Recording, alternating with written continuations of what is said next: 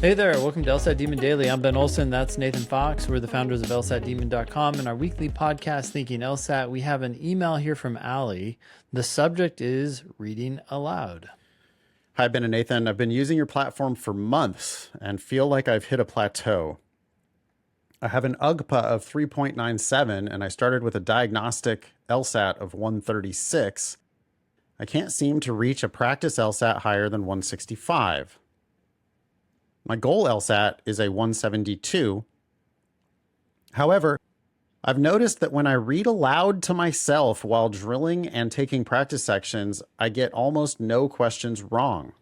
What's your advice to overcome this, since I know I will not be able to read aloud to myself on test day? For reference, when I do a practice section silently, I'll score about 65 to 75% accuracy.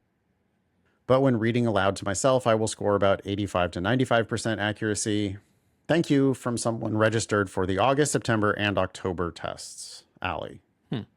I guess the first two thoughts that come to my mind are one, try to replicate that voice just in your head, not actually out in the real world. And two, go ahead. Finish. Possibly seek accommodations allowing you to read out loud. I was going to say that too. I mean, but I do think it's pretty obvious to me what's going on here is that when she reads the practice section silently, she goes slower. Mm-hmm. So when she reads it out loud to herself, that's what I meant. It forces her to slow down. Yeah, because you can't read out loud as fast as you can read silently. Yep. You can skim ahead silent. You can read way faster. Yeah. Without making the words come out of your mouth. Yeah. So what's going on here, Allie, is you're actually reading it when you're reading out loud. And when you're reading silently, you're not actually reading it. You're not reading it as well. Your accuracy plummets. Yeah. You know, she's around 90% accuracy when she reads out loud, and she's around 70% accuracy when she reads silently. That's not a I need to read out loud issue as much as it's a I need to actually read when I'm reading silently issue. I'm sure that it's just slowing you down and forcing you to actually focus. I don't see why you can't do that just with your mouth shut.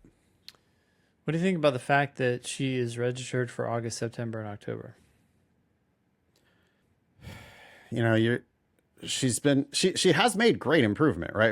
Off of 136, it sounds like she has reached as high as 165. Incredible. So almost a 30-point improvement, which is fantastic. That's great.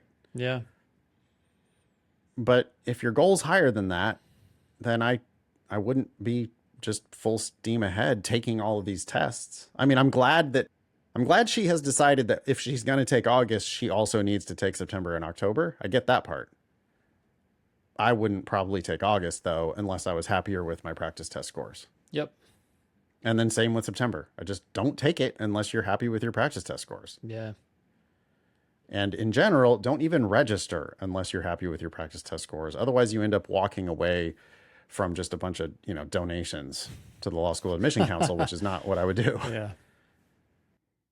Yeah. The accommodations issue, boy, if she could get any doctor to say she needs to be able to read out loud, I have a feeling they're just going to auto grant that, as long as it's a doctor, psychologist, psychiatrist, therapist, just give them some sort of documentation that they can look back at.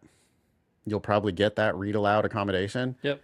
But do you actually need it? I don't think so. And also, what are you going to read documents out loud when you're a lawyer in court?